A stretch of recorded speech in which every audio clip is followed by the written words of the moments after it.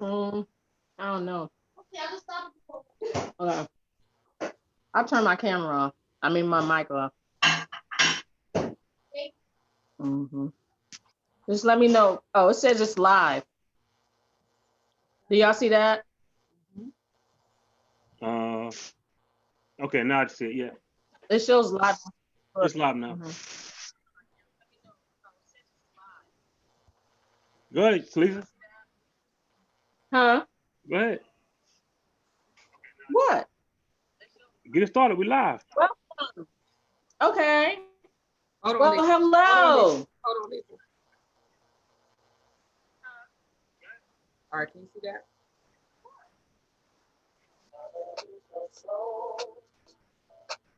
Can you see it?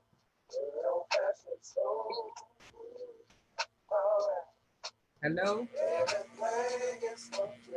We hear you. Can you see it? We see it. Now, can you come in with some water?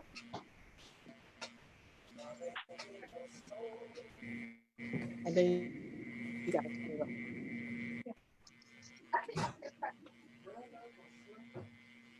Well, hello, everybody. Welcome to another episode of Soul Food Sunday. And so my name is Lisa B, and who we have joining us today are our lovely, wonderful team. Who do we have? Step lover in his house. Shock B, one of the ones and twos, or whatever. We love it. So once again, coming live um, via social distancing, the new normal, whether we take that into the new world, will remains to be seen, but it's definitely an opportunity for people to adapt when possible.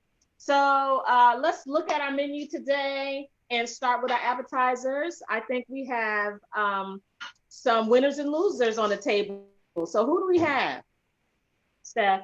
Okay, well, let me tell you. Well, first of all, thank you everybody for being here. I'm glad to see you guys and gals looking great as ever.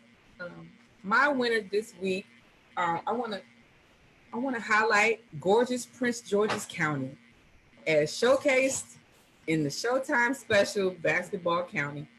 So I was able to watch it this morning, and I was very impressed with the way our county had been highlighted and celebrated by Kevin Durant and a lot of other NBA notables for its investment in youth sports and recreation. I'm a 18-year resident of Prince George's County, so I was very happy to see a positive light shed on our jurisdiction. My loser this week, unless well, we're going to debate a little bit. Anybody want to jump in there real quick? No? No, I agree. I saw it too. It was an excellent documentary. So yeah, it's a winner for the county. My loser this week, um, it's on some social media stuff. I want to say Calvin Brodus, Snoop Dogg, over here arguing about rat life with a known rat. I think he played himself in terms of if you're not a hit dog, don't holler. If it's not applicable to you, don't really want to jump back out here and catch this smoke or somebody pulling up some old videos from back in the 90s when you was out there ratting and doing whatever you was doing to get your ass out of jail. So I think he's a loser. So he'll take his L from Steph. So tell us what happened, though. Okay. What exactly happened? So basically, Takashi 69 is some unnotable that he taken up a lot of social media news cycle recently. He's an informant, the known informant. He has affiliation with a lot of people in the music industry. I think 50 Cent is one of the I guess higher names that have been recently associated with him before he got arrested and incarcerated. So he did a little time now. He's supposed to be in witness protection, and I've seen him all up and down my timeline. He got a new lace front, some rainbow shit, He's over here starting an argument with Snoop Dogg, which I guess is for likes and clicks and attention because he's arguing about, oh, he might be an informant too. So that whole miserable mindset. And then Snoop, of course, as we know from our previous discussions about his demeanor, now he gonna go all the way left and argue with this young person. Like, for what? If you're not a snitch and you're not a rat, Why are you even addressing this? Nobody. I mean, And the bigger issue, just to add to that, I'm not. I mean, I'm still a fan of Snoop, but I'm most disappointed in just his use of social media. Like we went back and forth in early episodes about the whole the Gail thing. I thought that was over the top. And he used it. I mean, like it's the kind of energy he's using as a grown man, a 50-year-old grown man, that you dedicate That's what I was gonna say. energy to. I He's think not 25 figuring it out. I think we way past that, and we should be. He should be vibrating on a higher level, much higher level. And that's not even the worst. That's not even the worst of his last week. no. I think some also it added to it, not to take up too much time, but adding to his woes, internet woes, is some social influencer, whatever you want to call her, IG model, whatever, that put out a sex tape with him. Flat tummy tea. Huh? I said flat tummy tea. What's her name? Oh no, I was fucking around. Go ahead. Oh, but anyway, so no, he took an L this week. I concur. Yeah. Shaka, what about your winners and losers? My winner for the week is what's her Weezy Zhang. She's a CBS reporter, a Chinese woman. Oh yeah.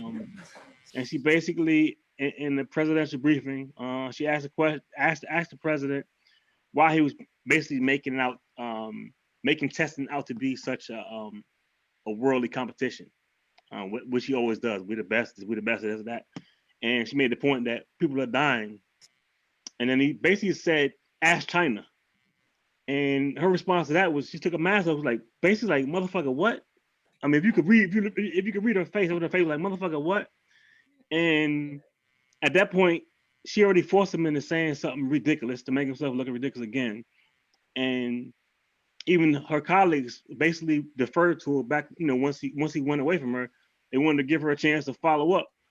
And he basically ended the conference. So he just took his ball and went home. So she just bitched him. So she gets to win the week because she bitched the biggest bitch in America. My loser, actually, is a tie for loser. Originally I was going with Nelly because he just had a terrible performance in the versus Luda. Luda crushed him. But I mean, anybody that understands the culture or the genre should have known that Luda would have won that. So he gets half an L. Terry Crews get the other L for that John Henry. That movie, oh God. I made a mistake and watched it. I wasted an hour and a half of my life. Terry, oh, actually, you know what? Yeah, Luda got to borrow that shit too, because he it was a pretty shitty movie.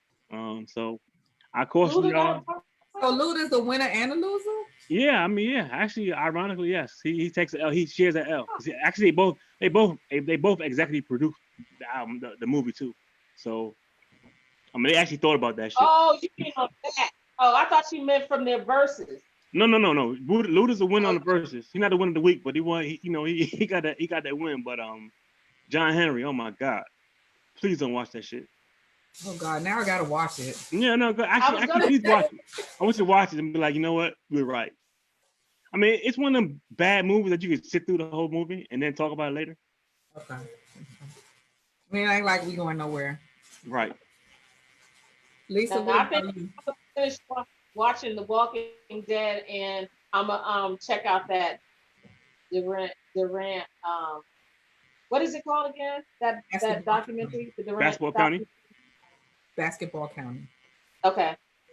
All right, I'm gonna check it out. So my winner. It's over. My winner. Can you all hear me? Yes. So my winner is whoever writes Trump's talking points, because that mug got like the art of the pivot down. So for the administration this entire time, he started to try to blame Obama for not having the tools that this administration needed to carry out, an effective preparation, and local, global and national strategy. And we've heard that this entire time, like 90 days at least. And then they find out that there was a plan. A reporter uncovered it, which if you go to the archives for the whitehouse.gov website, Like all of Obama's stuff is there. You know how people will be like, he didn't. You know, the pages that he did for the Black community, anything, you know, all that stuff is there. And so among all of the things are there from his administration are plans and such. And so somebody just went and Googled it and or however they internet searched it and pulled it up, and then they got confronted with it. And so Mitch McConnell said, yeah, there was a plan, but you know, ours was much better, right? Like that's the way. So that's been like immediately when, like, after 90 days of denying that there was any plan or you know, or any blueprint left behind, then they have to admit it and they just disregard it altogether. And that's been the pivot that they've had this entire time. And it's so amazing that you get people to just say that it's something, even if it's not. You just have everybody say the same thing, so everybody catches it, and from every platform, every you know, written or even, you know, soundbite. And I think maybe other people need to take advantage of that, right? Because it seems like our responses are very, very complicated, and we're trying to appeal to people's higher sense of self. And then all you gotta do is just say some shit that's the opposite of what everybody thinks it is. And apparently that catches on. So that's a win. There was one other thing that the administration said, oh, with the truckers, because you remember he was just giving a speech somewhere. The truckers were there. Now the truckers were protesting the fact that they're essential and, you know, their wages and stuff are, you know, impacted, when really they're the heart of our infrastructure, getting our tools back and forth, right? Like, I mean, tools, resources back and forth. So they're integral and they want to be respected in that way. And so that was part of their protest, was to kind of like drown him out. And he played that shit and was like, actually, they love me. We're going to be talking later. We got this all figured out. They love me. You know, it was for me. It was for me. You know, I was like, bruh, like what kind of a person are you? Like, I would love to know, like, what went into making that kind of a person. So that's there, whoever trained him in that, or whoever, you know, influenced that kind of, you know, strategy around him, they're genius. So that's the winner. Good. I'll let you go to your user. Then I want to talk about your winning. That I don't. No. Go ahead. It's not like, I don't think that's so genius. I don't think that. I think because first and foremost, that whole strategy of just saying anything through no matter, despite the truth, is not new. They didn't invent it. He's just a shameless ghoul. There's no level of shame. No, it's not. Ghoul. I mean, so like I'm not saying it's great. I get it, but go ahead, go to your losers. Okay, so yeah, no, the idea, that's not lost on me. That it's not the best kind of thing, but the fact that they made that work with that particular individual who is completely out of pocket, you know, untenable by any stretch of the imagination. So you know how some people you can't keep on a leash. You can't keep him on a leash, even though he agreed to be on a leash. The same was true said about Biden. Everything was said. I mean, the same strategy. I don't even dispute that. I don't even dispute that. But that's why I said with Biden, he's probably going to run with a full ass cabinet. Like, he's going to have to sell everybody around him and not just himself in order for him. Yeah, exactly. I mean, you know, no respect, but which, you know, everybody looking at the stuff. Which could be a good thing. Huh? Which could be a good thing, depending on how it checks out. Yeah. But go ahead. Go to your loser. So who is my loser?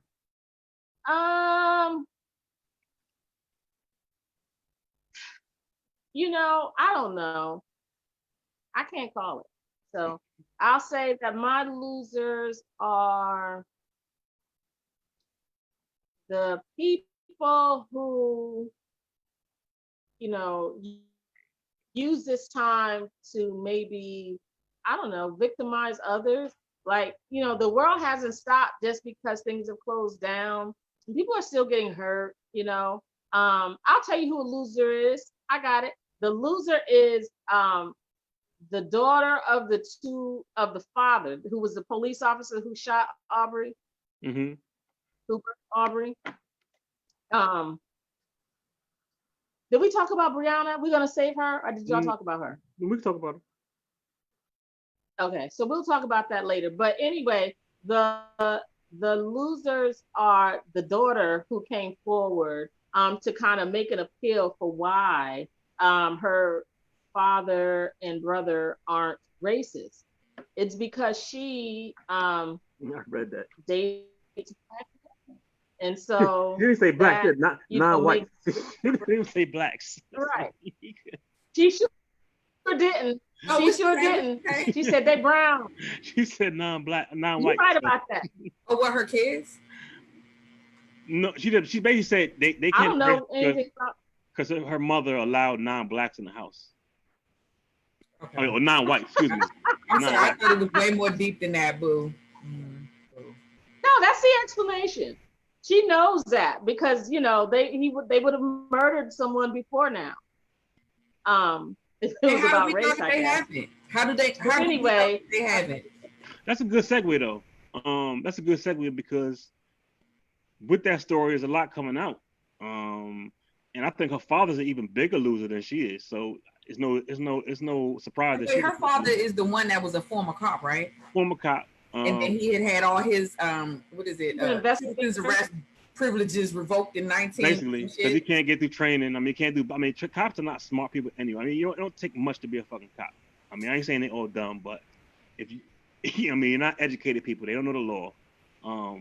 So whatever, and it's in fucking Georgia. So I'm pretty sure they're not asking much anyway. Because they're dumb as fuck anyway. So, what you else is there? really just said that about the whole state? Are you saying that about damn state? cops in Georgia? I'm not saying the whole state. I'm just saying, let me explain. Let me elaborate. First of all, I mean, look at where they rank on the education scale, and if you go up, there's an actual interview of the guy Roddy, whatever the guy Roddy, the guy that filmed it. His lawyer's basically saying, yeah, and his lawyer's defense is that basically that this motherfucker's dumb. If you knew what school system he came from, he wouldn't know that. I mean, that was his defense. So I'm not being. I mean, yeah, it's harsh to say that shit, but they don't value education. They don't put any money in education. They don't put resources in education. Racism is basically large on ignorance. Most people that is racist in their heart and emotional, they're not very intelligent. So I'm being flippant, but I'm not being hyperbolic. They are dumb as fuck. Untrue. They are dumb as fuck. And I mean, look at that police department. Look at the history of that DA, Miss Jackson, whatever her name is. So I mean, I could pull up receipts on how fucking stupid they are. Thank you. This ice was served cold by Shaka today. I'm just saying though. So we're not dealing with intelligent people. God damn. But carry on. Yeah. You know, so then I mean, by all means, it can be genetic. Like they can take a genetic L. I'm okay with that. Like they can pass it around and shoot it. You know, like that's fine. I think they all take the L for real. But you know, moving that into some of the conversation that you just had, you know, into our meal and main courses, I think that it is important to think about, you know, people like that. So let's just go with the premise that you gave, that they're so ignorant, right? Okay, you'll be ignorant in prison for murder. Like that's fine. You can be ignorant. Maybe you can learn then, right? Maybe you can read more books, read some of the studies, read some of the autobiographies and some history texts to kind of figure out how you got here. Because hopefully you have enough time on your hands to do that. You know, but I don't care that he's ignorant. He still did it. And that even takes the step back to the days when the slave patrol and then the other community enforcement, you know, vehicles that rose from that, being able to look for Black people who maybe run away. And what we know is that not everybody was enslaved. People existed, but because you were Black, it almost didn't matter if you were taken into custody by some of these people who call themselves looking out for slaves, you know, property, right? And they could easily put you back or put you into or back into enslavement just based on their judgment, no matter really who they are. It could be anybody. And so you fast forward that to, fast forward that to the days where just random white people would take it upon themselves to police our communities. And they were dumbasses too. Like they didn't have shit, and they looked down because they could lean on the wealthiest or the most well-dressed, and most respectable Black person in the Black community. They felt entitled to it, not a pot to piss in, ain't shit, probably don't have all of their, chromosomes, but they could police you, and what they said meant something to other people who look down on them too, but they're at least still in the same ilk. Let me ask you this. I see that feeding to that. Let me ask you this. Do you think, and to your point, do you think that the Trace Act is modern day alignment or adjacent to those same beliefs? Or what are your thoughts on the Trace Act and this, what is it, HR 6666? Tell us about it. Yeah, tell me about it. Well, basically, there's legislation that states that as far as it comes to tracking and tracing exposures with the COVID-19, that it gives them some type of latitude to enter your premises. And if it's detected, like if they can triangulate that you could possibly be infected based on who you've been traced to or who you've been in proximity to that may have had it. Number one, that opens up like all types of privacy concerns for a lot of citizens. But let's say they come into your home and you and your kids live there and your kids are not positive, but you are. It basically deputizes them to be able to take you from the residence in the interest of tracking, tracing, and then isolating you. So it kind of reminded me of that. And again, I'm probably missing like a few details on that, but I just wanted to know, does that like ignite any parallels in your mind, like where we are right now? I don't think that it's actually happening. I don't think that's a part of the law. I think they've been trying to dispel that, but I haven't read the text, because easily somebody could interpret things the way they want to and then tell you that's what it means. So I haven't read it for myself to know if the context is there that leads us to that, like even potentially, versus whether or not it explicitly states that. But I just did a quick internet search, and just like the first three things that come on from three different services, sources, both local, like, USA 9, WUSA 9, DC channel, USA Today, and then in the field. So I don't know how aligned they are, but they're all saying, no, it doesn't remove people from the home or allow, cell phones will not be updated with this special app that allows them to track you that way. I've not read. And then we have to rely on all things right now, them or not, like if that's true. So I mean, I know it's like conspiracy theory type stuff, but I don't like Lisa said, I don't necessarily associate the two. They're not adjacent, but I do have concerns about the contact tracing. Particularly I didn't read the bill, so I'm ignorant to that, but I know that Cuomo was trying to put or is putting Bloomberg ahead, in charge of and Bloomberg's supposed to be financing the whole contact tracing system in New York, and I don't trust that. I mean, it's like, one, he's a private citizen.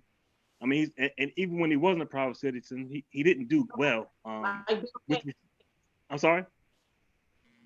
Like Bill Gates. Yeah, I mean, and I'm less trustful of Bloomberg than I am Gates.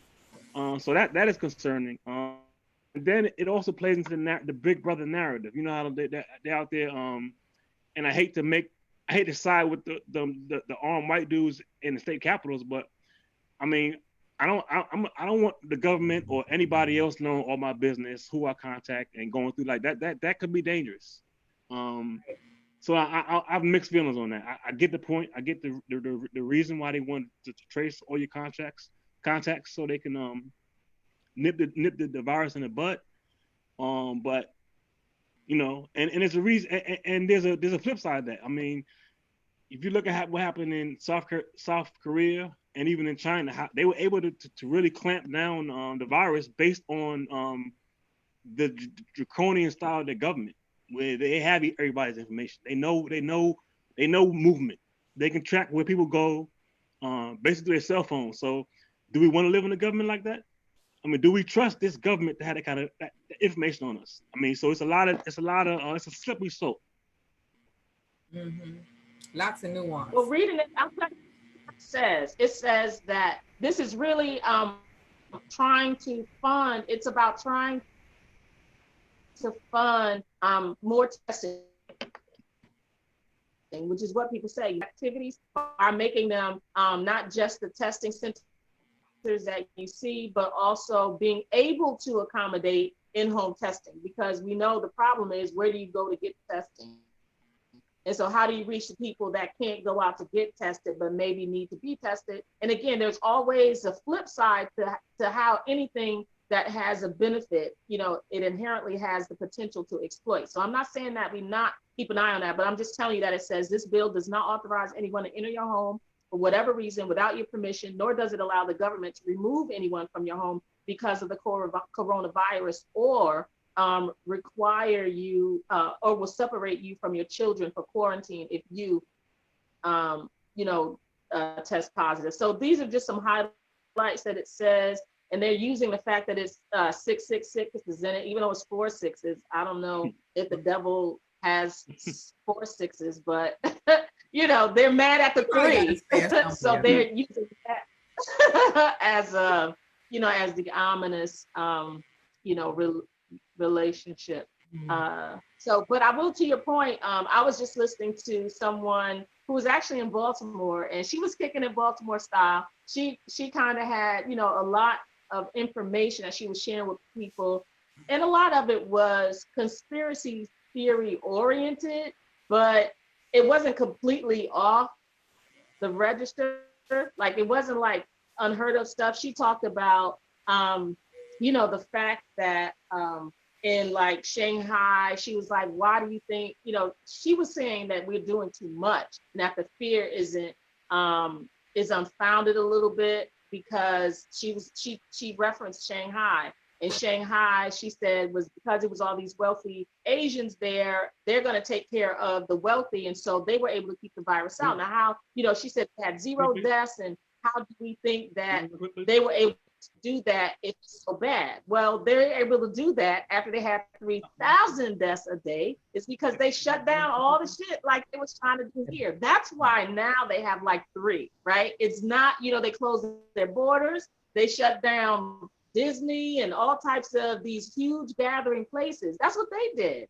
People stayed in their houses. Now, the extra step that we don't want was that one woman traveled. I guess she traveled without authorization. So keep that in mind. That's also how they kept it down. They couldn't travel without. Oh, she tested positive, was in the hospital, and they tried to forcibly quarantine her, and she escaped the hospital and went to be with one of her daughters. Her daughter owns 5 properties. So they had to try to figure out where she was before pulling her and taking her back to the hospital. So like, that's a flip side of it. But if we're going to use Shanghai and their relatively low test rates to prove anything, we got to look at the whole picture. I don't want that. Yeah, that's what I was saying. I think, do we want them to have that kind of autonomy in our lives? And that's what they have both in Shanghai. I mean, they already have the surveillance, but I just don't want them to have the authority to do things to us about what they know. They already know all our shit. We've been exposed. They know who we're talking to, because all of us are talking on Facebook. They know who the hell we're talking to. Yeah, hello, on Zoom, and it's recorded. But Zoom, look, the other thing, right? That is in the cloud. They ass in the cloud. It's all in the cloud. Well, when people are exposed to diseases like TB, and probably even, I don't know, I've not ever been diagnosed, but you always hear about them jokes about somebody having to call somebody if they're infected, the health department got to call people. Y'all ever heard that? Mm-hmm. So they call that, they do that anyway. So now maybe the difference is, Were they doing that with HIV?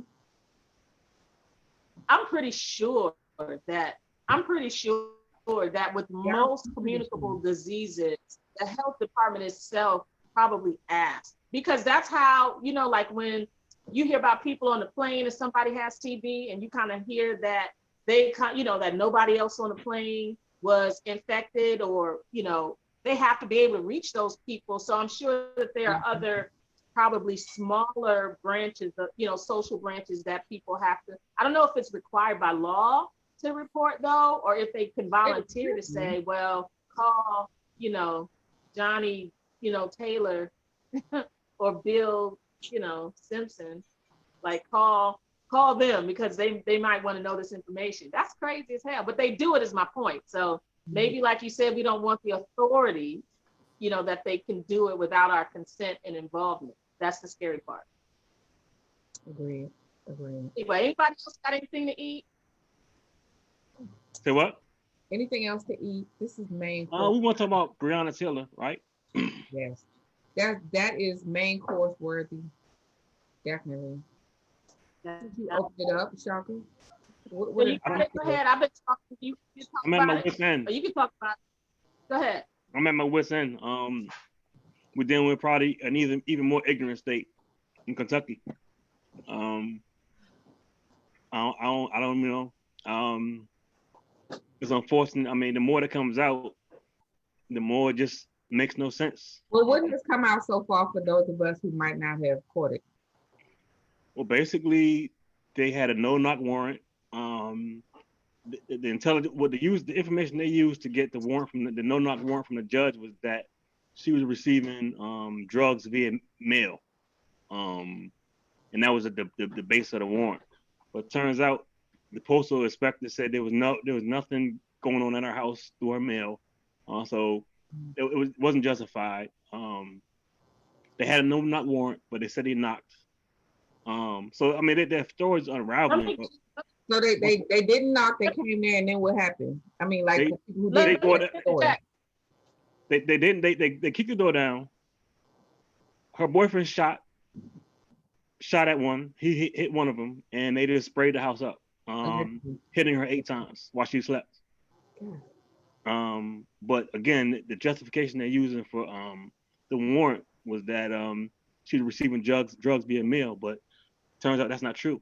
And the person that they were looking for was already in custody and had nothing to do with her. So they don't even know. Spot. I mean, wrong spot or right spot.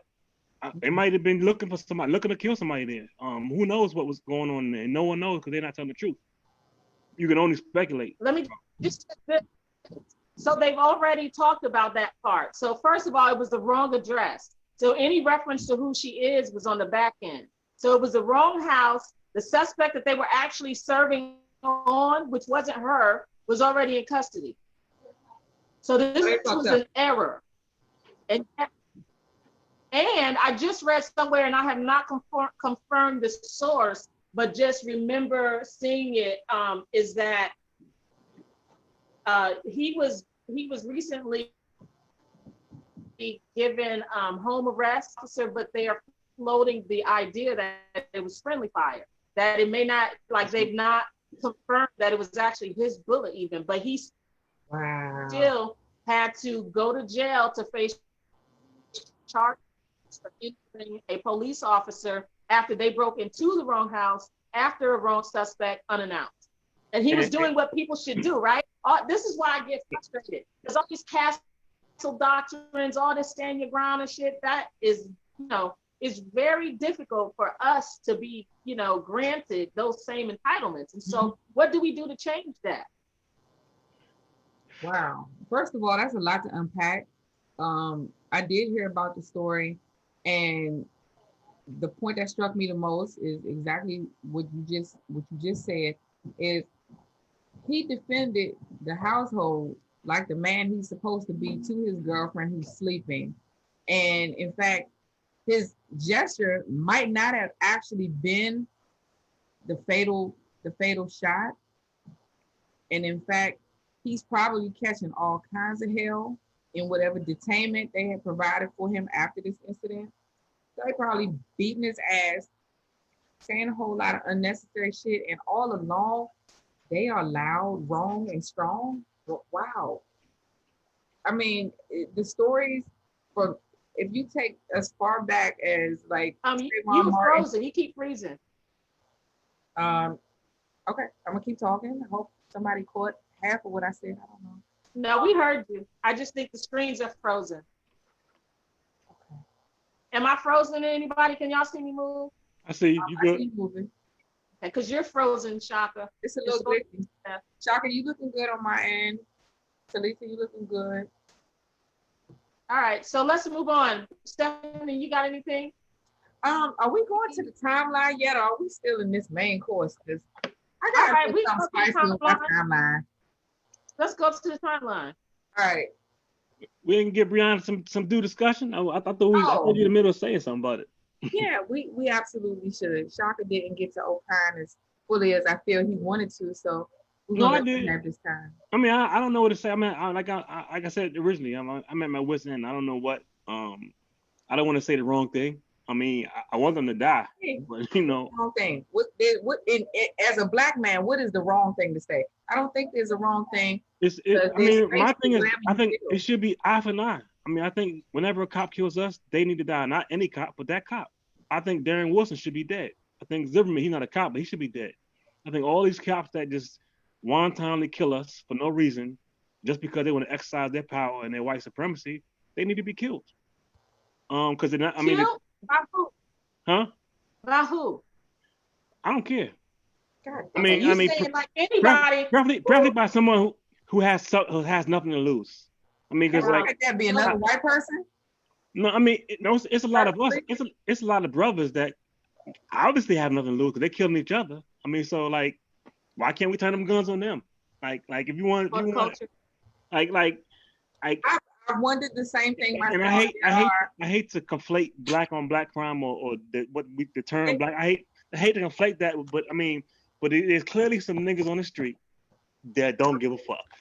But you know what? They got sense enough to not go outside of what's normal to them. No, they don't know, because see, they might not only get killed in the process of some shit like that. They might be on some Guantanamo based stuff. People in the hood that's killing each other, they not ready for that. I do realize that. I realize it's more to it than just that. I just wish, like, in a perfect world, since you don't give a fuck about your freedom anyway, how about you do me the solid?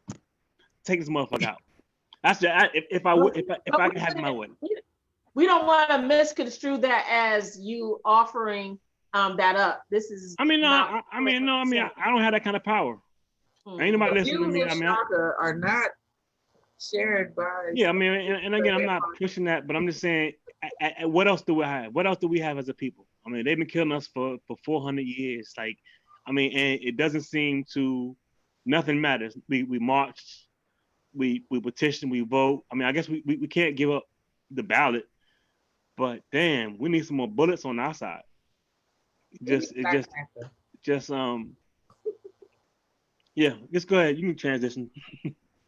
I mean, there are speaking to, I do think that there are things that we need to do for our own livelihood. And some of it is really, I'm going to always say it no matter what, is that anything that is presented to us is not insurmountable to me. I think that we can address it. We just have to be strategic about how we do it. And we have to have that same level of vigor we have when we dragging somebody on Twitter, like for real. Like you can do both things, right? So you can socially correct people who you believe are off code or out of line. That's fine if you feel like that's, what you need to do. But then you also need to do those other things that help advance, all of us still in some way. So you may not lead that. You might feel more comfortable leading a conversation about something on social media. But if the people who are leading those efforts and are asking for you to be involved and to place a vote or make your call or send your tweet, because you can reach,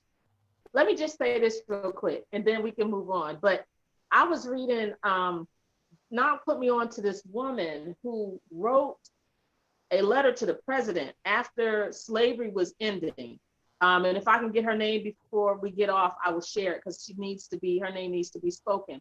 But she was an enslaved woman who, when she heard about Abraham Lincoln freeing slaves, allegedly, she wrote a letter saying, look, is this shit real or not, right? She was dead ass. She was like, are we free or not? Because Miss Ann over here trying to pretend like she don't know. So you tell me. And so I always feel so moved by the fact that even a step out of enslavement, we understood that we had certain rights and we acted like it. Like, you know what I mean? Like some of the stuff we didn't act like, but we put a lot of people in office during that time. We built lots of communities after that time. So it's like we have it in us to move past and shape some of these things, because some of the people who were involved had a lot more, it was systemic always, but it was a lot more disregard, like blatant disregard. Right now, it's still there, but it was there at like all-time high because they didn't feel like they really had to respect Black people at all. So they had that, and they still decided not to be counted out of anything that impacted their livelihood. And I just see that that's where we need to be. And I hope that as these things continue to happen, that rather than us getting overwhelmed or, you know, or confused by it all, that we kind of see that without our involvement, like this is just gonna keep happening. So, I think I'll add one more thing as far as okay. what we can do as a people. I think the target needs to be these police unions, because even with the one in Kentucky, when they released the I forgot, I'm sorry, I don't know his name, but the boyfriend, they released him to house arrest. The police union put out a statement talking about they let a cop kill out. He didn't kill him. So I mean, so they are the enemy, and I think what we need to do, or what we need to do is start these class action suits against not the city, not the state, or not, I mean, but the actual unions, because they're the ones empowering them. They're the ones through language, through action. They need to be the bearers. They need to bear the brunt financially, not the city, not the taxpayer. So if we can get some traction on that, where police unions are the ones paying for paying for them. No more pay time. No more pay with leave. None of that shit. You do that shit because if I work on an industrial job and I kill somebody with my forklift or do some shit like that, I'm not only gonna be fired, I'm gonna be drug tested. So we need to have rules. I mean, we need a new bill of rights for police. A lot of that could be done by ballot initiatives, or some of it can be done by that. And I think we need to organize and actually weaponize our numbers against them, because it's more of us than them. Yeah, you gotta get specific and give like the action steps in that deliverable to say, what would it take to make this something that we see on the ballot? A lot of people don't even know how that stuff comes to be. I don't know, to be honest. I mean, I'm hypothesizing. So I mean, I don't know exact steps. Action. So I mean, but I know it's possible. You gotta see. So here's the thing. This is why I said it's a multi-level approach. Because yes, we should be building our own finances and our own self-sufficiency outside of anybody else's, without needing anybody else, because that can co-opt your movement, your ability to be self-sufficient and independent thinking. So we need that. We need our businesses, we need our own infrastructure, whatever. But we also still need to participate in the process. And so the process really includes finding the person who's in your community who you already trust, who's doing these things. And so when they turn around to you and say, hey, we need you to do X, that y'all just do X. And like, you know what I mean? And then but that's how we got to kind of put it and make sure that everybody can participate, because without us participating, again, it's going to be the same thing, because consent decrees, even though they existed for a long time, which is basically federal oversight of police departments and police departments who have a high rates and high incidents of investigations for police brutality and undue enforcement. And the Obama administration, from what I read, had the highest number of those in place, which means they got to have action steps, action plans, and they have to be monitored by someone. Well, as soon as Jeff Sessions came, he wrote all that back, and we ain't say nothing. So now there is no oversight. You know what I mean? So there are things that we don't have to wait for a new person to get into office. There are things that we can press now, and the people who are running, that gives them an opportunity to either show if they down or if they not down before November get here, right? Because they're going to pretend to be down. Here's something you could probably move now. Will you at least try? And if you don't, then, that speaks for itself. And that's local, right? That can be local, state, and federal. So, all right. So let's move on. Let's talk about the timeline, Steph. Ooh. Steph, love. Girl, I've been waiting to get into this. Okay. Okay.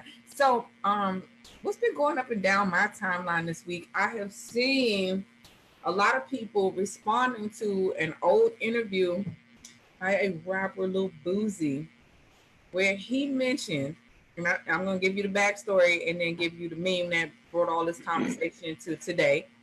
So basically, Lil Boosie had mentioned in an interview a few years back that he had solicited a prostitute or paid some woman to engage in sexual intercourse or some variation thereof with his then 12-year-old son. And so there was a meme that popped out this week that was like, and I don't know who posted the original meme, but it started a lot of discussion where someone said, I'd rather leave my son with Lil Boosie than Dwayne Wade. So the debate there is that Dwayne Wade was in the news earlier this year for um, investigating, researching, and learning about his transgender daughter, Zaire, I believe is her name, and that he, instead of castigating her and shunning her for her belief in her expression of self, he decided to investigate it and try to be more supportive, more demonstrably supportive. And so at odds are, on the one hand, you have Lil Boosie who thinks he's going to uh, F the gay away, if there's any there, that turning a 12-year-old onto a full-grown woman for sexual intercourse and activity is going to make sure they're not gay, versus Dwayne Wade and Gabrielle Union, who were being supportive and interested in the expression from Zaire that they're transgender. So it's a very interesting debate. I think that a lot of men, I've seen a lot of, let me say this, I've seen a lot of ignorance from men and women on this particular discussion. There are men that are like, yes, absolutely right, I'd rather leave him with Lil Boosie, but there are a lot of men and women who can look at the sickness in that statement, is that you'd rather have your son molested on purpose versus allowing them to express and experience the feminine elements of their personality. Now, again, I am not transgender. I don't know anyone transgender personally to speak on their behalf or what that might be like to have that experience, even in their children. I don't know. But on the one hand, I know that if Boosie were saying the same thing and he had a 12-year-old daughter and he got a grown man to, make her a woman or whatever you would call that shit, I think that we would be jumping down his throat and slamming his ass in the next cell beside R. Kelly. I think. So, Lisa, what do you think? He getting it. He getting it now. He's not. I mean, the ignorant people are going to be ignorant because they don't see it. They see it as a fantasy come true.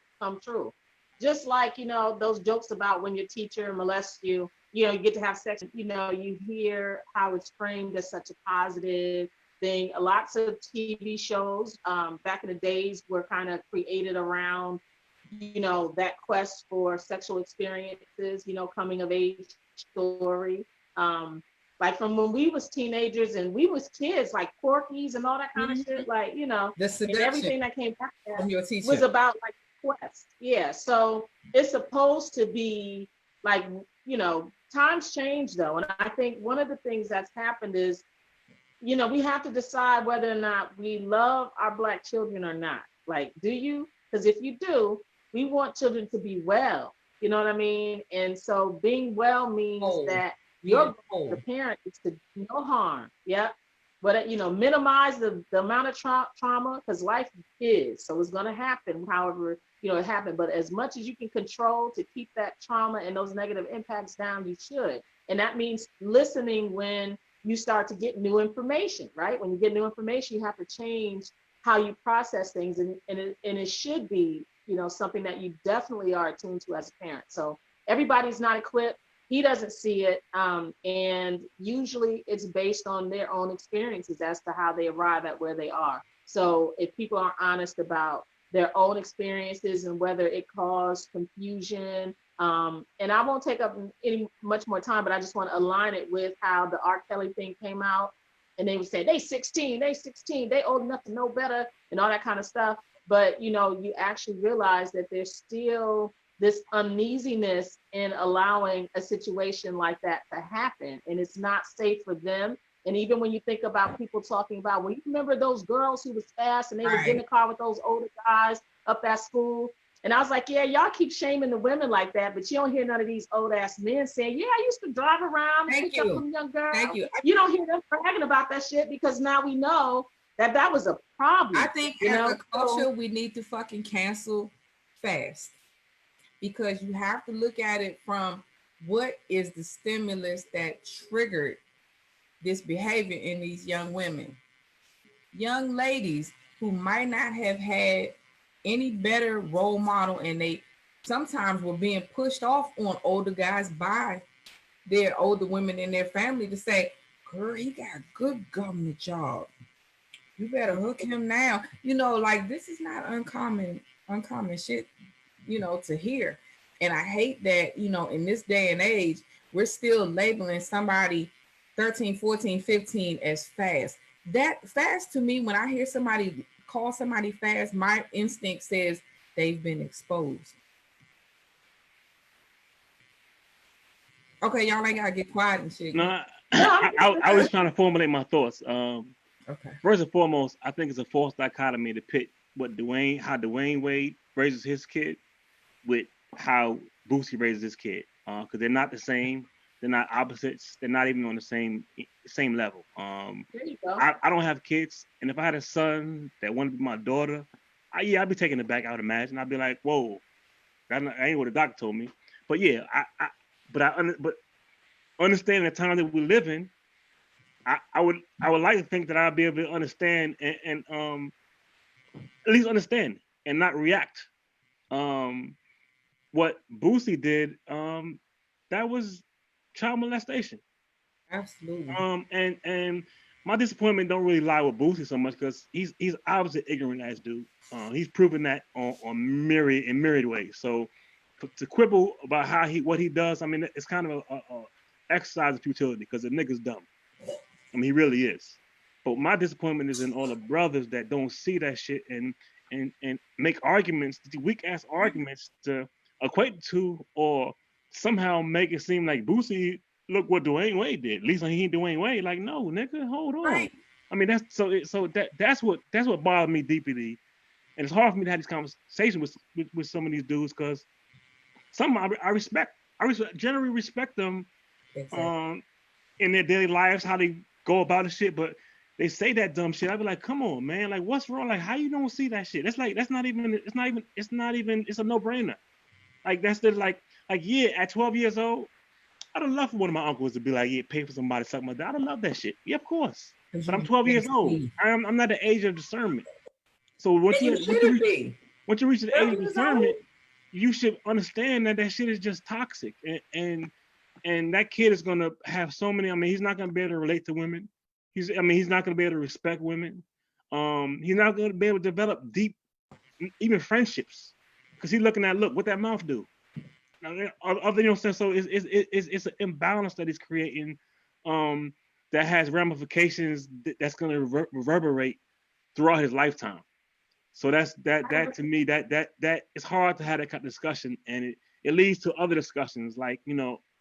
Like when I and these same brothers, when the topic of like feminism or the toxic masculinity, they shell up. They don't want to have those conversations, because they end up they find themselves having to defend behaviors that are untoward and embarrassing, even. Because if you defending Boosie, man, you an embarrassing ass nigga.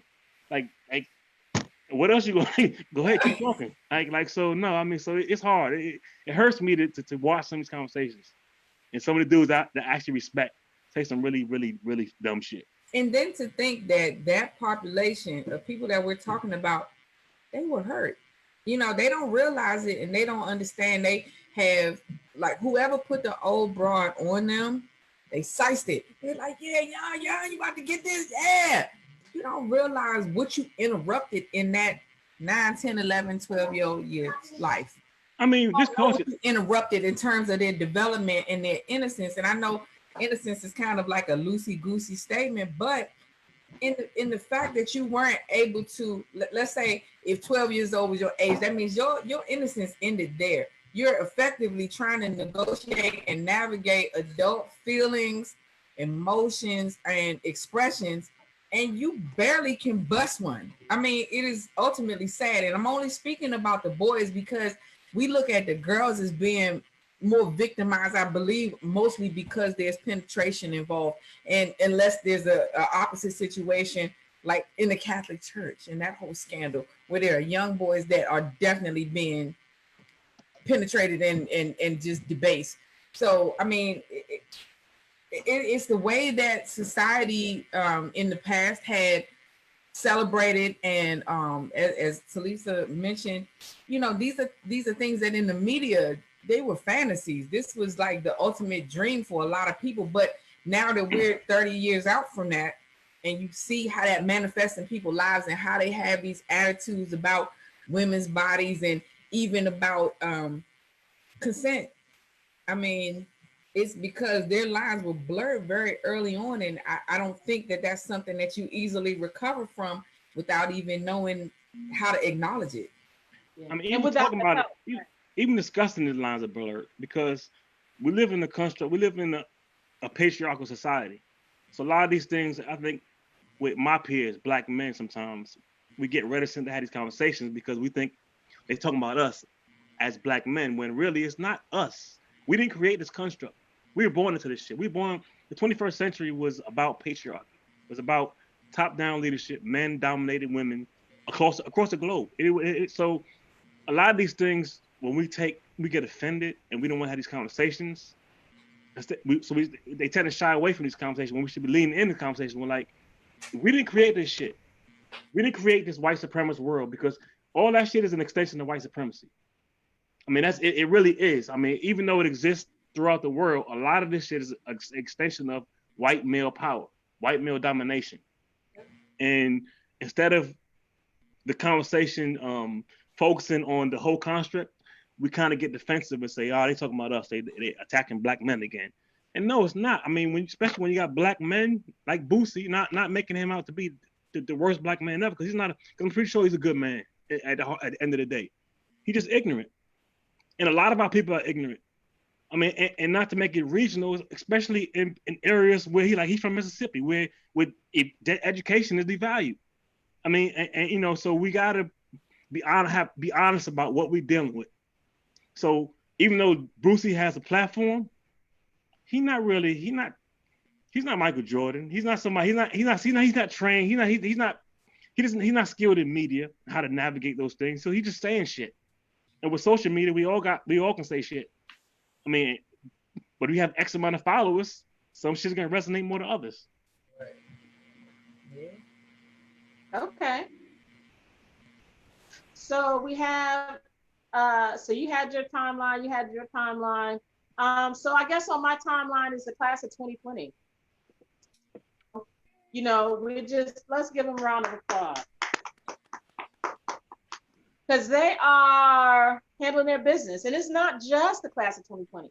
It's the class of 2020 because they're graduating and they're reaching a milestone, and a lot of the symbolic and celebratory opportunities have kind of been taken from them. And yet they still adapted, right? Like, so, you know, you'll see the signs out in front of the yard for just recognizing them, like a graduate lives here. Like, these are kids who basically, you know, we're setting up to be our future leaders, and they have to remember this moment, and they have to remember what the impacts were and whether or not they were able to rise above it. And many of them are, given nurturing and supportive environments. And some of them are doing it in spite of that, in households that are not functioning, you know, as easily and safely. And so they're still here. And so I think it's important that we, you know, start to look at these young people, not just the class of 2020, but all of the students who had, you know, who had to kind of work through this, where we went from just going outside to, do you have your mask? Do you have your wipes? Do you have, you know, if your family even has access to any of that, right? there are kids who you can see are making it through because they're outside and their whole neighborhood goes to the end of their driveway and somebody pulls out their DJ equipment and plays music and they do exercising together, right? Like that's not everybody's experience, right? And so some people had to live in a house that wasn't happy, where parents were arguing, or that they didn't have any support, or that they had to start taking care of their siblings, or that, whatever the little impacts that come with being home, they've had to deal with that. And so if they don't have a house that is as safe and comfortable as other people, then what are they going to do? They're going to go outside and convene with people and be around people. And I'm not just saying just people in that experience, but I'm saying it's a human nature kind of thing anyway. And a lot of our kids have had to deal with what it looks like not to be able to do that so freely. So they're keeping up with it. They are, I think they'll be forever changed. And hopefully this compels not just them, but, not just us, right, for now, but them to kind of make sure that they keep their finger on the pulse as they get older and these responsibilities become their own. Anybody else want to talk about? Yeah, definitely. So I definitely want to celebrate and applaud this year's graduating class. I think that they, as a group, as a collective, have endured a lot that folks from my day we didn't, because this class, if you think about it, not only do they have this latest interruption, but they've also been impacted more so by the different school shootings. There have been a lot of other things that have been disruptive to this last 4 years, and although with the quarantine and the stay-at-home orders in effect everywhere, there were years where kids were scared to go to school because they thought they were going to get shot. So I think that their resiliency is tremendous. I think that they will be able to look back and say, wow, that was some crazy stuff. I'm glad that we didn't get sick. I'm glad we didn't lose anybody. And I'm going to be even this more proactive in my community because of the COVID-19 quarantine. And then I also want to also celebrate some of the younger graduates. So not just the high school and college graduates, but we have folks that were graduating from pre-K this year. We had some 5th grade graduates going to middle school. We had some 6th graders that were graduating and going to middle school. And we don't want to diminish any of their accomplishment just because they were kind of the small fries to be, impacted by this. But also for all of the Aries and Tauruses who lost y'all birthday parties this year, I want to say a special shout out and have a shot just for y'all, because I live in a house with some Tauruses and we've been trying to make it happen. For my 9-year-old, we tried to do a Zoom party on April 30th and it was interesting. So my husband, his birthday was Friday. Also interesting, can't do the normal things that we do to celebrate. I have a almost 5-year-old who'll be 5 on May 22nd. You tell them all, everybody coming out. Listen, we got everybody over here, and don't tell nobody because I don't want to get our house shut down because it's more than 6 people over here sometimes, but it's family. But no, the 5-year-old told me flat out, she's like, I don't want a Zoom party, mommy. I said, okay, well, I just want to order some stuff on Amazon. So that's probably what we're going to do for her. And she told me that. So, but I definitely applaud all of the people who have had to forego the social gatherings that they normally have. So Mother's Day was different. Father's Day will most likely be different as well. So keep your head up, everybody. We're going to celebrate. But I think that I'm very happy that there are a lot of my favorite restaurants still around that are delivering and doing the curbside. That it really made life tenable, because I'm not cooking all day every day for everybody. We're just not going to do that. So cheers to you, 2020. You guys, my MVPs. As for me, I don't necessarily feel bad for the 2020 graduates so much as I feel bad for those that have nots, because those are the ones, they're the ones suffering more right now. The graduates, they're gonna be okay, especially those that have resources and can go on, can still learn and still further their education. But it's the ones that don't, they're losing a great deal. Not just educationally, but as far as food. A lot of kids were getting they only square meals were at school. So they're losing out. So that's where like my concern and my sorrow goes with, because they're the ones losing. Ones who have parents who might work in the service industry or the hospitality industry that took layoffs, and not being made whole. Those are the ones that really are going to lose ground during this pandemic. And I think as a culture, we need to provide or create the apparatus to look out for those, because we're gonna have a lot of our people falling by the wayside, and that's gonna have a whole cascading effects: crime and violence, poverty, hunger, homelessness. All that shit is gonna be exacerbated by what's going on right now. So I'm less concerned about the graduates, and I'm much more concerned about those who's already struggling, because their struggle has increased tenfold.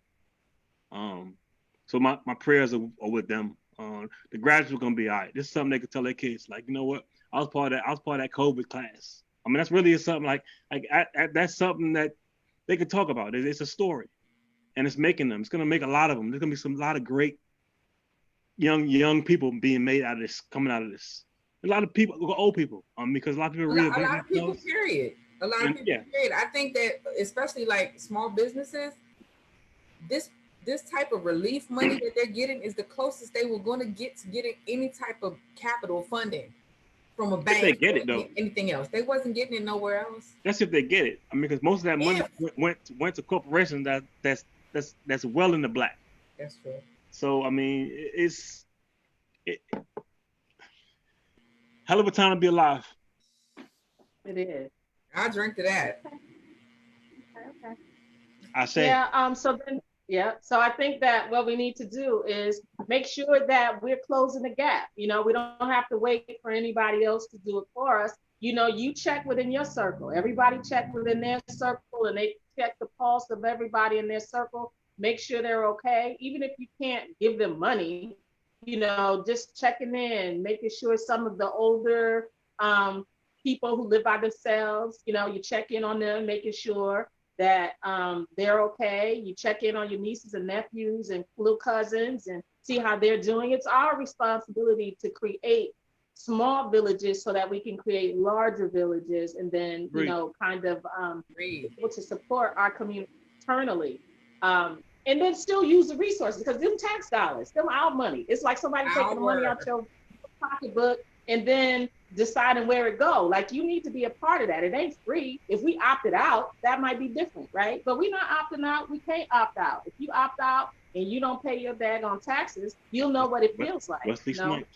Well, hopefully we will get some of this next round of stimulus soon. I know that they have been working hard to approve the next round. Have you guys heard anything about that for individuals? Most likely the economic stimulus. A certain stupid somebody said it's dead on arrival. That's just what I heard from a certain stupid somebody. Not only that, but they took it back. To be the uplifting section. No, I'm just saying though. They just took out the money. They took out the stimulus, like that, the Heroes bill. They took out the stimulus part for the money, and something else that they took out to put it back up there. So I haven't read it. I got to read it and see what else there is to it, But that's what they prompted. The Heroes Act, give you a couple $1,000s, and they walked that part back. They worked two. If I'm in Congress, I don't know if I'll give them that, because the first package, they just stole all the money. They gave it to their buddies. Yeah. I mean, so there's no. I mean, he's defying all the inspector generals. I mean, not to keep going back on. Don't give a damn. I mean, he takes up so much bandwidth. I hate to keep going back to him, but he got rid of so many inspector generals. There's no oversight, so the money is going to. I mean, you're talking about trillions of dollars where they just give it up to their friends. Of imaginary money, trillions of dollars of imaginary money that we'll never. It ain't imaginary. It's printed. I mean, it's fiat money. It's definitely fiat. Is it back, or is it just? It's not back. So it's fiat money, but it's usable. It's usable. It's usable in the same way monopoly money is usable when you're playing that game. Yeah, but they're playing Monopoly, right? But we ain't got no pieces on the board. That's the problem. Like they got the thimble, the card, the hat. They got all the pieces. We just watching. We just spectating. We just watch. So that's. We got to put our pieces on the board because it's our board. Like, you know what I'm saying? Like, shit, how can we afford to not be? I mean, that's what a revolution is for. I mean, absolutely. That's what really piggyback on your earlier where certain groups need to be involved in taking out certain other groups. Well, no, not a violent revolution. I'm talking about a more of a human revolution. What I think ultimately, and this is sad to say, it's going to end up being a violent revolution. No, but I don't think it has to. I mean, I think it has to. It doesn't have to, and I don't want it to. But let me say this. I don't think that's the smart route because we outgunned. It has to be a human revolution, like where we have where empathy comes to the forefront, where we actually got to change our fundamental way of thinking. Yeah, you shaking your head, but towards each other, but we're not gonna change minds and heart. No. I mean, but how they feel about us, that won't ever. But again, it's not all of them. All right. So no. Of the ones it is, you'll never change them. No, you have to though, because really, like, I don't want to say they're a minority because they're not necessarily a minority. What I'm saying is that there's a hardened few where they're locked in on that racism, white supremacy shit, and then there's a like, I call it the whimsical white middle, where they can go either way. You got white people that voted for white middle. I mean, because they're the majority. So that's who they're the ones. They're the ones that like we have our numbers are just enough to change certain things, but they gotta be educated. They gotta be turned into because white supremacy is not working for them either. They don't know it, but they're losing. Yeah, that's why I'm not on that part. So that could be somebody else's. There are lots of people who like to bridge gaps and they like to help. No, I don't mean to bridge gap. No, it's not about bridging gap though. It's about taking leadership. No, I'm not saying trying. I mean, but you gotta lead, but you lead by example. And I think sometimes we get caught up in the tribalism part where we have a lot of people like who think that it's black and white, and it's not just black and white. There's a lot of nuance to black and white. There's a lot of nuance to this racist structure we're in because people at the top, Mitch McConnell's and all them, yeah, they probably racist. I'm sure they don't like niggas, but they use race as a weapon. They don't use it. It's not used. They're not using race as their core convictions. They're using it as dog whistles to do things like to maintain their economic foothold. Exactly, and it's more white people suffering. Especially let's go talk about Mitch McConnell. His state is like 90% white, and they broke as fuck. Because why? Because they're addicted to the racist rhetoric, and they don't see the fact that he's robbing them blind. So it ain't about teaching them; it's about leading. And sometimes I think as people, who though? Like seriously, our culture. You mean us? Like me and you? Right. We lead ourselves, and those who want to join can join, but they're not really joining. They will join, yes, they will. There is enough like. And I hate to keep going back to the Democratic primaries, but look at who had a real coalition. Not Joe Biden. The real coalition was with Bernie. He had Hispanics, he had whites, and he had blacks. What he didn't have was a media that was going to push his message, and he didn't have older black people. We were stuck on the status quo. We were convinced that nobody can penetrate this. So it boils down to having a concept of what we really want as a government. What kind of government do we want? Do we really want a government where corporations run everything, or we want a corporation where we run everything? And this is democracy. So who has the power? The corporation has the power.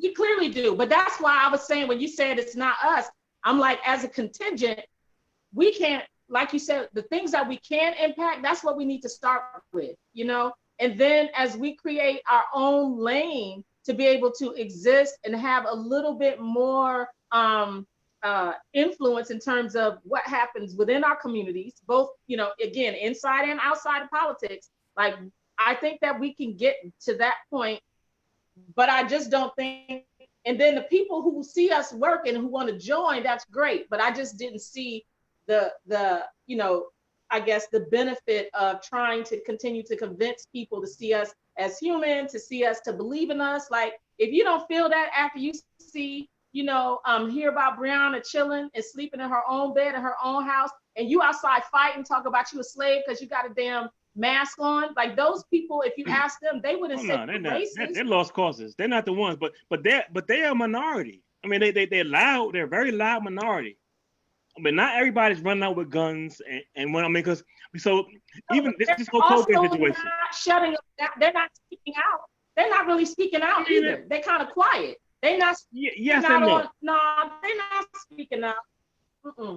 No, because they see it as a lot of the people who would say that they're not racist are saying that this is about liberty, right? So they're not thinking about it. You couldn't convince them that I'm not talking about them though. I'm not talking about them though. Okay, well, I'm saying that if they're the vocal, and then the people who don't think like them ain't saying shit, then what you permit, you promote. I mean, so but most of these people that's out there, they're protesting white governors. So it's not like they're going out there saying, "Look, we're protesting these niggas." So it's no, not. I know. But here's what my point is that we're fighting for liberties too. So I'm saying is, why is it that you can jump your ass up and want to fight for liberty? For America and what America stands for, but then you have your fellow Americans, right, saying, hey, this is happening. Can you pay attention to this? And they don't say shit about it. Like, so I'm saying that they're not even necessarily saying that they're fighting because they think all of a sudden they found out Black people dying more, disproportionately from COVID. And so now they don't care anymore. Like, maybe it's that, but maybe that's not. That's largely it. That's largely it. Well, I guess my point to you is that that's a fraction of the white community. We're talking about white people now. No, because again, go back to my point that they're protesting white governors who are supported by other white people. So it's not it's not a Black versus white thing as much as they would like to make it. And we got to resist falling into that trappings that it's a Black versus white, whereas we got to be. That's not what I think, though, and that's not my point. But I get it. I get what you're saying. I guess I was making a different point, but it's okay. I mean, I think it is what it is, right? Ultimately, I think that we both agree that we've got to focus inward. You know what I'm saying? And some of the stuff we got to do to prepare ourselves to work with each other, and then work outside of our communities to kind of take command of some of these things that are happening around us. And and it feels. It's like the rope-a-dope a little bit. Like, they say when boxers fight and they just start, beating your ass, I guess. And so you overwhelmed by the blows, so you can't really respond. I think that's kind of. I'm gonna need you to put a little more respect on Ali's style of fighting, the rope-a-dope. That's Ali, and the rope-a-dope, technically, he got his hands up, so he's not getting beat. He's just letting him punch his man out. Just taking it. Yeah, he might get a little shots in between, but that's rope-a-dope. Just Okay. That's the GOAT. That's the original GOAT. We got to respect. It's not the person hitting, it's the person defending. Okay, so thank you for clarifying that. But the point is that the punches are still coming, right? And one after one. And what happens is people get overwhelmed by that, and they don't see a way out of all of that. But I am hopeful that we'll do whatever it takes, whether we join together and all can come by y'all, that's wonderful. Like, I welcome it. My emphasis will continue to be on, a certain subpopulation and being inclusive of those who understand and willing to fight for our, cause. I'm welcoming that, but I'm not going to, I'm not going to go look out and try to build that. You got to be ready. One way or the other. You either already believe, then I'm with you. But if I gotta still talk your ass into it, I totally agree. I'm not trying to convince somebody. Like I guess that's what we missed. That's what the disconnect was. Because I'm not talking about them white boys with the guns. They're not reachable. I'm talking about anybody. The indifferent or the Karens and Beckys that support them, or who are who have those microaggressions. That we all know so well. But I will say this. I'll say that the universe is on our side. Like we were born and raised most of our lives in the 20th century. 21st, that was the Piscean era. We're in the age of Aquarius, where enlightenment and knowledge is more, it outweighs the ways of the old world.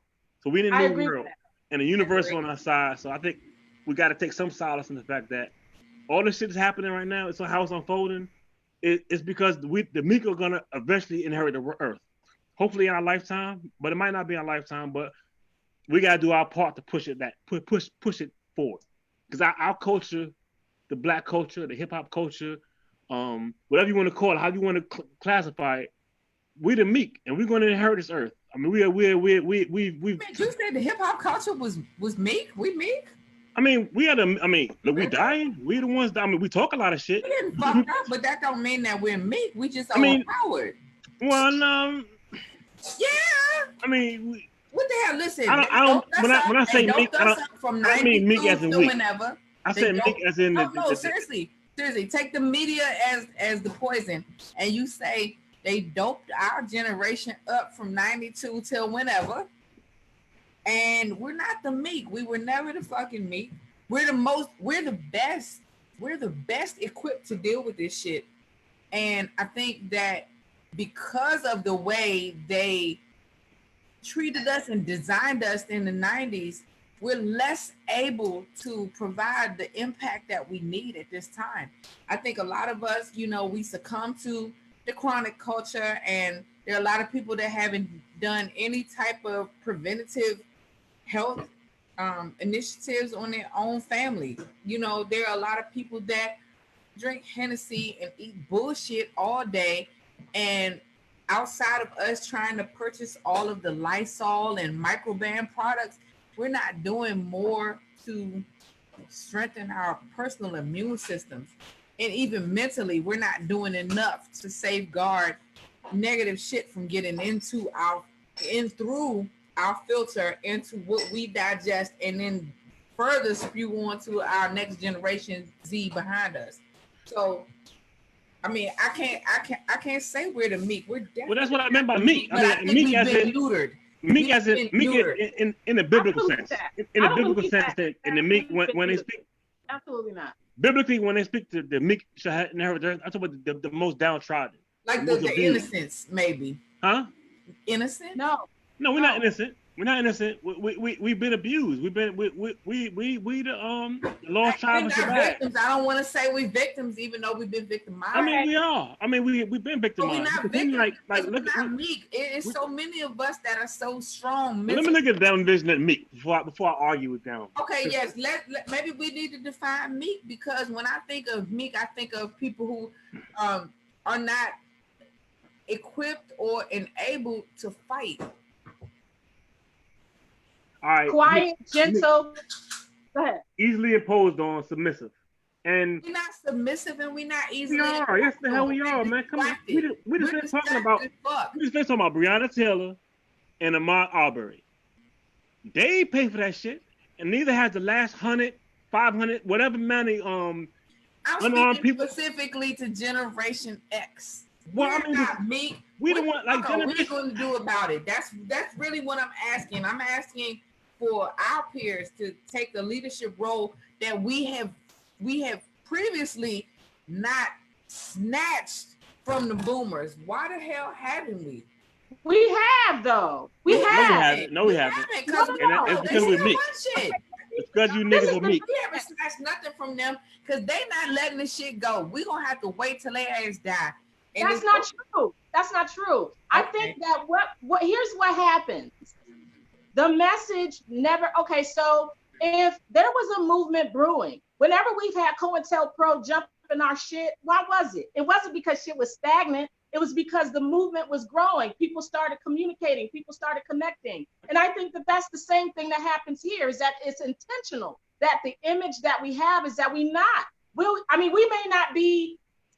may not have, because I think we're disjointed. There are lots of people acting. There are lots of people in politics who we can trust. There are lots of people, not everybody, right? But I'm saying there are lots of people who are starting businesses and who are positioning themselves in leadership. What's a lot of our elected leaders are selling out though. Listen, a lot of them are selling out. Development amongst the Black community is at an all-time high. But guess what? Most of those businesses don't ever grow to be anything big. They don't, and I'm talking revenue, I'm talking staff, I'm talking about impact. They don't get big. You know why?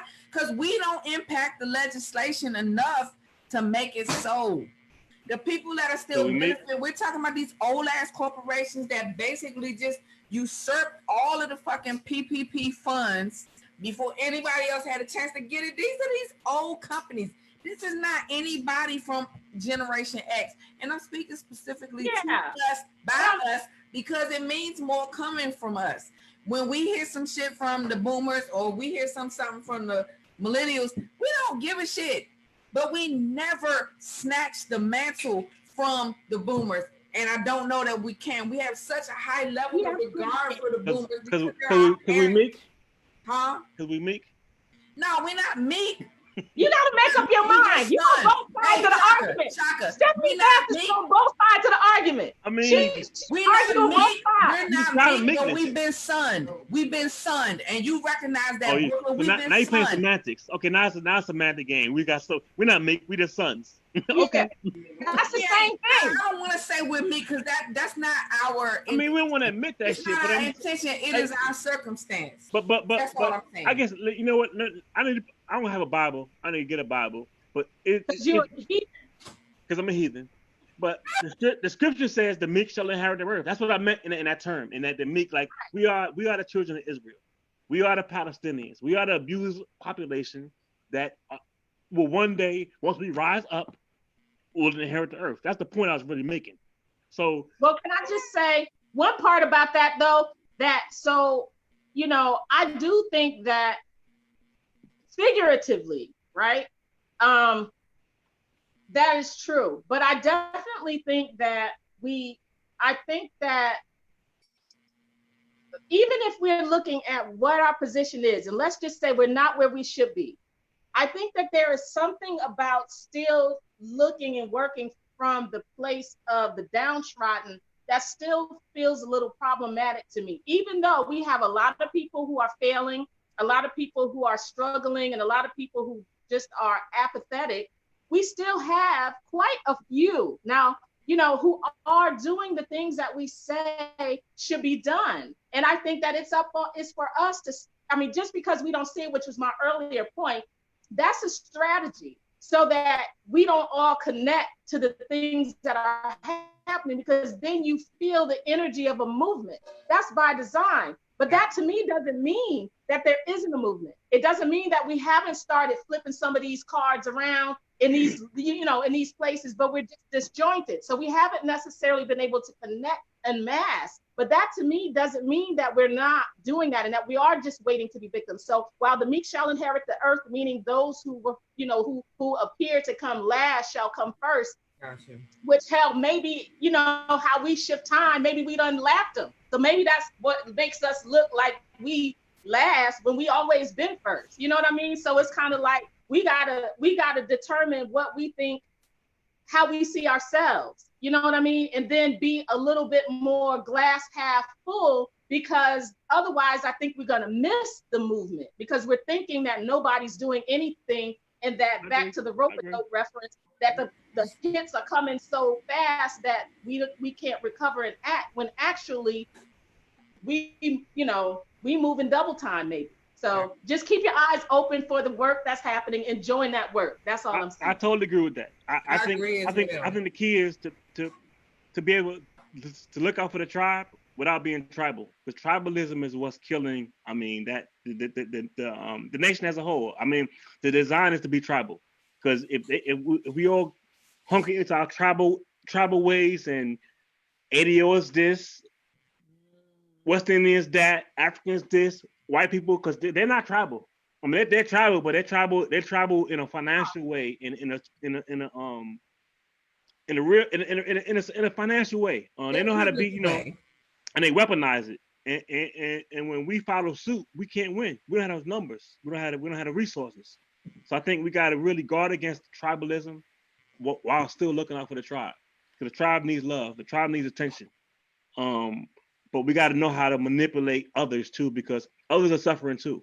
And we can use those numbers to get where we need to be. And we need to resist being like, the Latinos or the Muslim, that's their issue, or the gays. No, it's not. We all like there's an empathy deficit in the nation, and it's by design. And we can't keep looking at ourselves and our own suffering without seeing the suffering going on around us. And that's where some of my brothers lose me, where it's like, oh, just black. No, they don't help us when we doing it. It's like, the fuck, they can't help us. They're in fucking cages. Great question, though. But isn't that important? Isn't it important? It's not important. It's not important enough to not help your fellow, No, it's not important. It's ridiculous.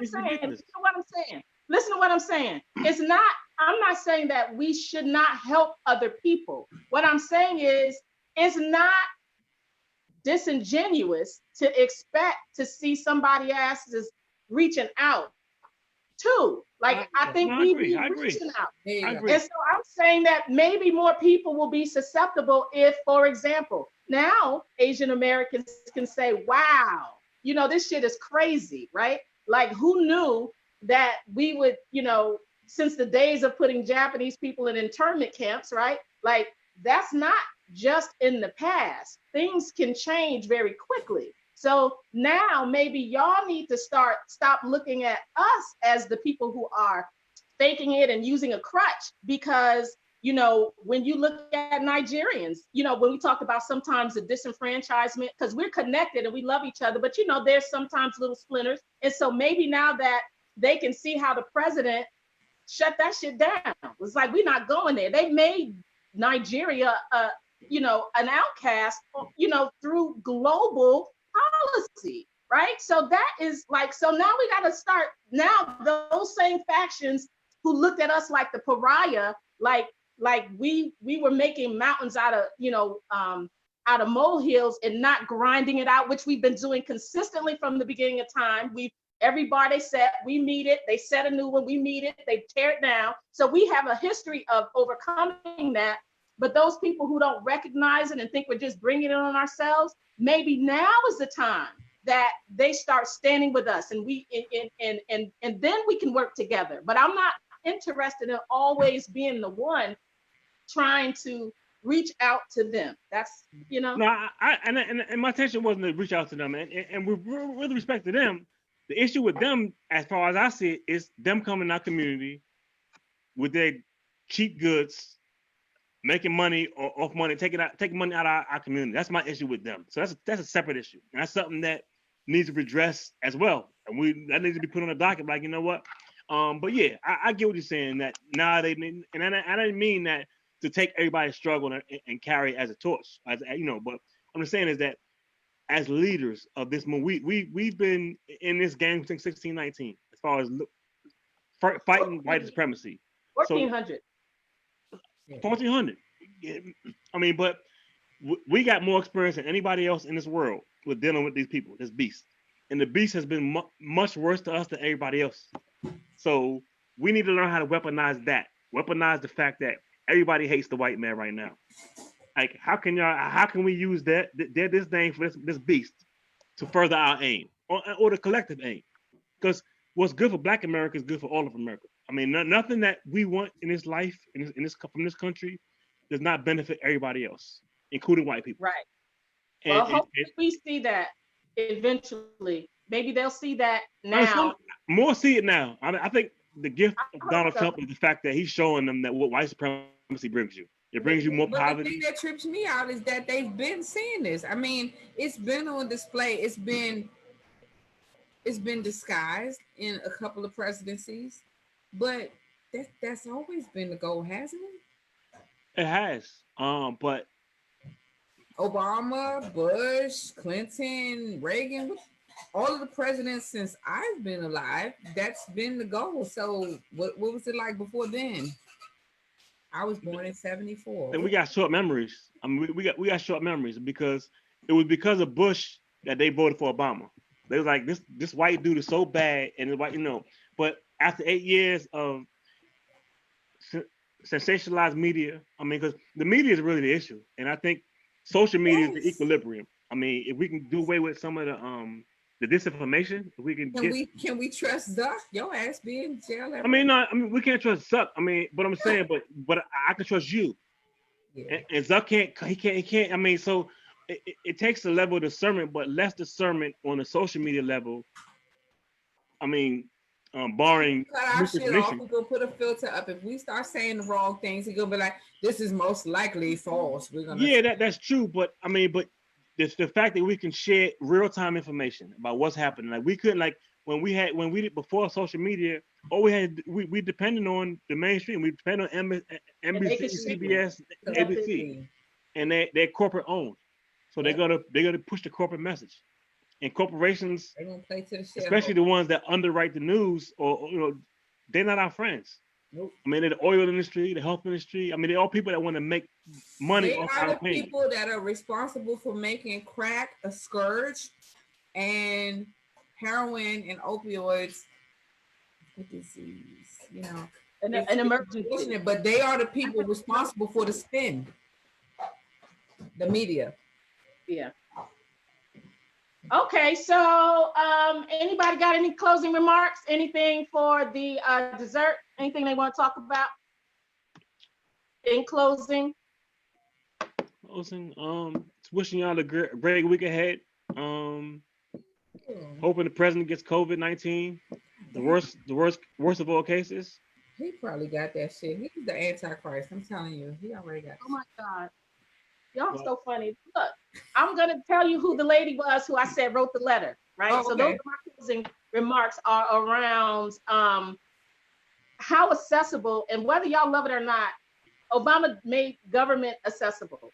He made it accessible because he was young enough to embrace technology at a time when, imagine if the White House didn't go online. He put everything that he ever did and talked, well, I don't want to say all that. That was a stretch, but the information was there. In the history of our country, they had a page about what policies and how they impact the African-American community on his website. Now, whether he carried it out, whether he did enough, whether blah, blah, blah, whether we were helpful or not, that's not my argument. My point is that by having a Twitter account and being able to send messages from the White House, and then all of our House candidates and all of our senators, they all followed suit. So I'll tell a quick story, and I think I shared it before, but a long time ago, I was with my mom, and she's always into politics. So we went to some senator's office or somewhere, and at the time I was young, so fax was the primary way to contact them. The fax machine was off the hizzy, and they kept running out of paper. So they would fill it up, and it just run, and all the paper. So by the time we got there, it was a whole bunch of paper on the floor that had overflooded the fax machine. The calls wouldn't stop, the phone wouldn't stop ringing off the hook. Now, I don't remember what bill that was, but that was the first time that I actually saw how people in volume impacted. They made them have to talk about what that was going to be. You know what I'm saying? Whatever issue that was, they had to talk about it and they had to deal with it. And I'm saying that now we don't even have to write a physical ass letter. Like, you know what I mean? In 2020, you can tweet, you can email, you can go to their website, you can call. Like, there's so many things. Only thing I say to that is post Citizen United, where it doesn't matter. Like now, it's not about the people that take their time to fax and send phone calls. They're largely ignored now. They don't. I mean, after Citizens United, it's about who has the money, because money. I know. Okay, so then let me say this. So again, when I talk about accessibility, I didn't mean to stop, and this wasn't even really my point because we in the closing. But I'm not saying that that's the only way, the primary way, the best way. I'm saying that has always been a thing, right? Is how we rise up and we talk about it. We put certain issues on the radar, and whether or not we just like directly reach out and talk to our senators or House, and Congress members or stuff, but even the people who are investing in them, even the people who have lobbies, like those are still businesses. They also have a presence. They also have information about, not their personal information like their family, but I'm saying their financial interests. You know what I mean? So now, just like we can reach out there, we can reach out there. So even whether we have some capital, because we got PACs, there are some political action committees out there who are fighting for a variety, some conservative, some progressive. So it's kind of like people are, we have to do multiple things at one time, and it doesn't have to be everybody doing them, but everybody's got to find what they can easily plug into and do. But my point was that earlier I was talking about why it's important that we reach out and do those things. And I wanted to give honor to Annie Davis, because that's who I was referring to earlier as someone who was literally just out of enslavement, not even out of enslavement, because the people she had to she was in, you know, she had her who was in charge of her livelihood. They basically was denying that they could no longer hold her. And so she felt compelled enough to write the president and ask for clarification of their policy. So I'm saying in her honor, if she can do that as an enslaved individual, we can do a little bit more than we do to kind of engage our government around the agenda that we want to see, the certain things that we want them to do. And whether they listen, if they don't listen, then you hit them pockets. And I think that now all of that is more accessible than it's ever been. That's it. Let's say. Agree. All right. Anything else for you, Steph Lover? No, baby, I'm good. This has been a wonderful discussion. I appreciate all of your intellect and input. Both of you guys make my Sunday, and I appreciate you. Anthony said hi. He's out there feeding geese. So he out there socializing with. We're going to dock his pay. He out there catching COVID. Yeah, they socially. That's smelling like COVID-19. He said Captain COVID. All right. Captain COVID. All right. Well, another Soul Food Sunday dinner. All right. What you have for dinner, by the way? Well, I don't know. My husband is on the grill for our anniversary. Yeah, I want to shout out my husband, Jermaine Arrington. It's our 6th wedding anniversary, and he's on the grill getting these wings together. So I'm going to hang up and get on my wings. I'm going to shout out to Miss Diva Cakes. Hey, our favorite. But we had some, I know y'all heard of chicken and waffles. We had French toast and fried fish. Is this the French toast pound cake that y'all gonna make me kill you for? Yes. Damn. I got you. I need that. I need that in my life. I do. Got you. It's my birthday week. Oh, actually, it's our birthday week. I know it's your birthday week because we almost got alcohol poisoning together last year in Dominican Republic. So happy early birthday to Shaka and Diva Cakes. Thank you. Well, you know, your homie's birthday is on the 14th, so she's a weirdo Gemini. She's a gem too. Much love to her. Give my all love. The Geminis and the rest of y'all Tauruses that ain't getting no damn birthday party because of social distancing. That's okay. This one's for you. We don't social distance here. Y'all be good. All right. Y'all take care. Be safe. Talk to you next week. All right. Peace. Okay. Bye.